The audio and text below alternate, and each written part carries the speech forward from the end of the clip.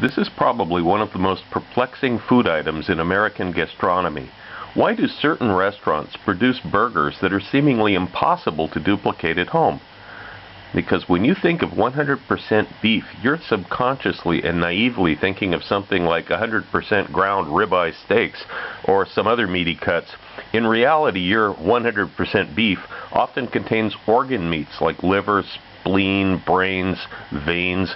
They also incorporate fat from around the cow's kidneys. Hey, it's still technically beef, so they didn't lie.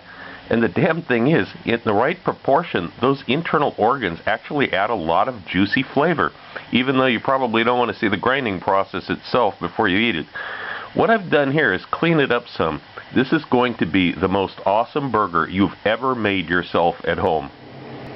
And as explained in the start, I've got the liver soaking in some ice water. This is way more liver than we're going to need, but it's the size piece I can get. So this is off to the side. Now we got a big old slab o steak, and this is awesome. I've cut this up, and what we've got here is some quite lean beef. There's little bits of fat in it, but not very much. Most of the heavy connective tissue and the really tough parts, like this sort of thing, this is not going to break down. It's just going to be those nasty little nuggets you get in your burger. I'm just going to get rid of those. We're not going to use those. This is meat, by the way, is from the thigh of the cow. You can tell from the bone here. So this is quite lean meat. How are we going to fix this? We're going to add our own butter to it to make it soft. So I've got frozen butter in the refrigerator. One of the other things I've done is I've taken the meat grinder and I've actually put this in the freezer for several hours first. I don't normally bother with this because it's not usually an issue, but when you're grinding up frozen butter, this is like a rock, when you're grinding up frozen butter with the meat, you better have a cold grinder or you're just going to melt the butter. You want to put in the pieces of butter along with the meat. Try to make it about even. Now we've got our meat that's been passed to the grinder one time with the butter. This is going to go into the freezer for a few minutes while we take care of the liver now. When you're preparing the liver, you've got these membrane around it that you have to cut off, and of course you're going to have to cube it up just to make it fit through the grinder. It's a squirrely little bastard to work with.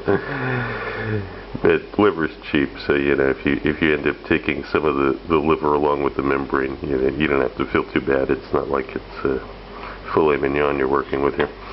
Okay, this is all we're going to need. That's the magic.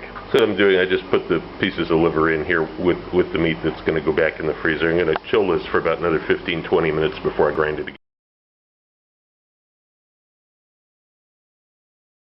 Then we go in for the second grind. Now that this has cooled down again, what this is going to do is it's going to distribute the fat better, and of course it's going to incorporate that liver.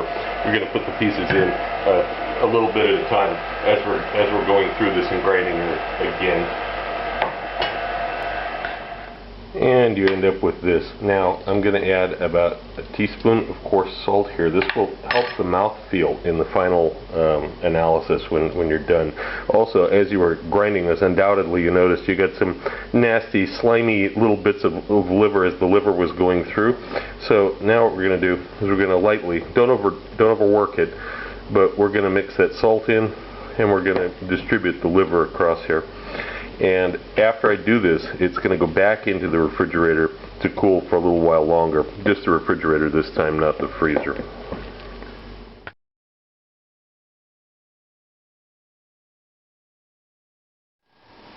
Professional tip for the best results: get a mandolin. For your onions for the burger, run it through the mandolin instead of trying to cut it by hand and then break it up into fine rings. You'll get much more consistent results, of course, and also you'll get a thinner slice than most of you could ever manage with a knife.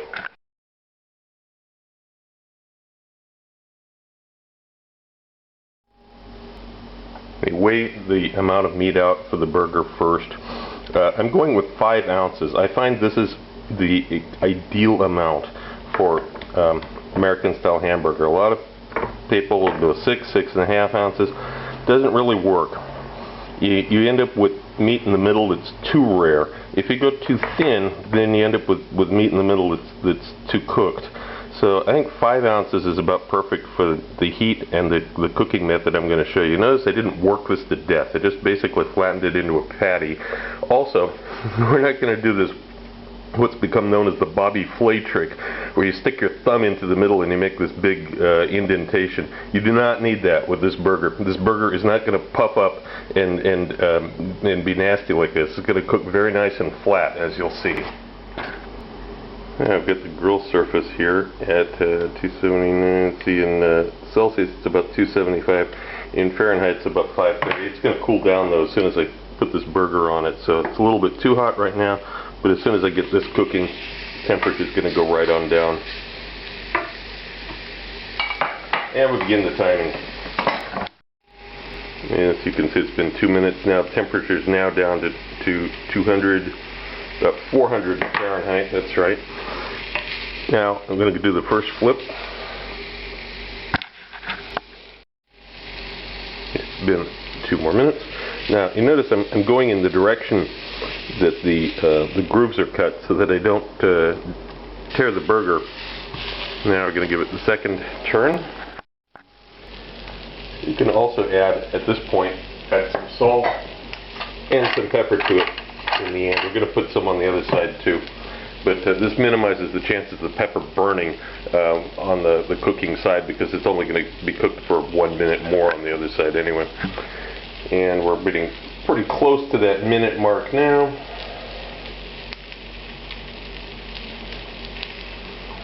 Okay, it's been a minute. Put this back over. Salt and pepper here. And if you're making a cheeseburger, this is the time that's going to get the cheese. The final minute is up. Now I'm going to transfer this over to a plate here and let that rest. And now begin grilling the bread for it. You don't want to do this sooner, because otherwise you're going to contaminate your bread with raw meat. And plus the meat really needs to rest for a few minutes before you put it on the bun. And there you have it. There's the fixings for it. Mustard, mayonnaise. How you assemble it is up to you, of course, whatever you like to put on it.